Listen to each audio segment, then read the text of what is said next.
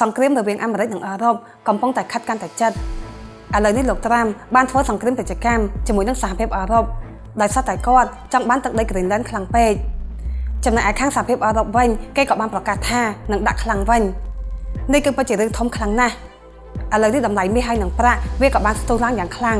លោកត្រាំគាត់កាន់តែចាស់កាន់តែវង្វេងវង្វាន់ទៅហើយគាត់បានអំណាចពេញដៃក៏ប្រើអំណាចនឹងទៅលើសម្ព័ន្ធមិត្តខ្លួនឯងដោយសារតែគាត់ចង់បានទឹកដី Greenland ខ្លាំងពេកសហរដ្ឋអាមេរិកបានចំណាយរយៈពេលអស់80ឆ្នាំដើម្បីកសាងសម្ព័ន្ធភាពអង្គការ NATO ប៉ុន្តែឥឡូវនេះវាបែរជាអាចមកត្រូវរលាយនៅក្រោមការដឹកនាំរបស់លោកត្រាំត្រឹមតែរយៈពេល1ឆ្នាំលោកត្រាំបានគម្រាមសហភាពអឺរ៉ុបថា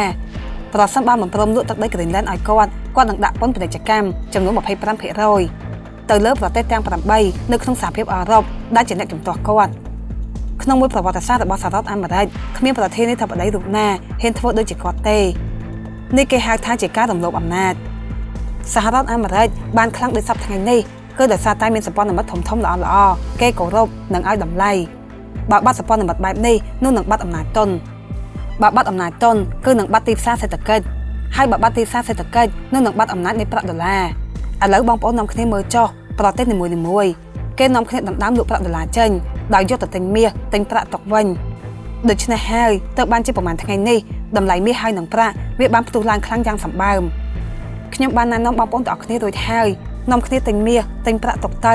ដោយសារតែភូមិសាស្ត្រនយោបាយកំពុងតែប្រែប្រួលហើយខ្ញុំក៏បានណែនាំឲ្យបងប្អូននៅក្នុងក្រុមរបស់ខ្ញុំទិញភាគហ៊ុនមាសភាគហ៊ុនប្រាក់តាំងតែពីយូរណាស់មកហើយដែរឥឡូវនេះបានចំណេញសតតែ 100% ខ្លះលើសផងកាលពីមុនខ្ញុំគិតថាវាមិនងាយឡើងច្រើនខ្លាំងជាងនេះទៀតទេប៉ុន្តែដោយសារតែរឿងលោកត្រាំបានគម្រាមសហភាពអឺរ៉ុបវាក៏បានធ្វើឲ្យមួយពិភពលោកមិនមានស្ថិរភាពដែលបានធ្វើឲ្យមនុស្សបាត់ទំនុកចិត្តទៅលើប្រាក់ដុល្លារបងប្អូនដោយសារតែមូលហេតុនេះហើយខ្ញុំគិតថាតម្លៃមាសនិងប្រាក់វានឹងកាន់តែឡើងខ្លាំងបន្តទៀតវាពិតជារឿងអកុសលខ្លាំងណាស់យកសម័យនៃច្បាប់ពឹងផ្អែកទៅលើសម្ដាប់ធ្នាប់អន្តរជាតិវាកំពុងតែរសាត់បាត់ទៅហើយមួយពិភពលោកអាចឈានចូលទៅសម័យសតវត្សឆ្នាំ 1800 អ្នកណាខ្លាំងនៅក្នុងតំបន់ហ្នឹងគឺនឹងអាចធ្វើតាមអំពើចិត្តប្រទេសតូចៗដែលខ្សោយនឹងខ្លាចទៅជាជនរងគ្រោះ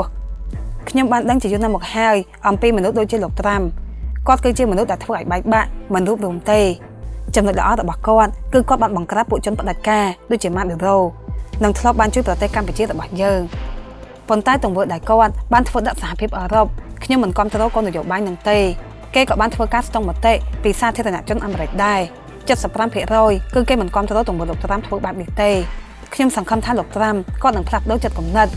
បើមិនដូច្នេះទេវានឹងក្លាយទៅជាការចាប់ផ្ដើមនៃការបញ្ចប់សម្ព័ន្ធភាពអង្គការ NATO ហើយ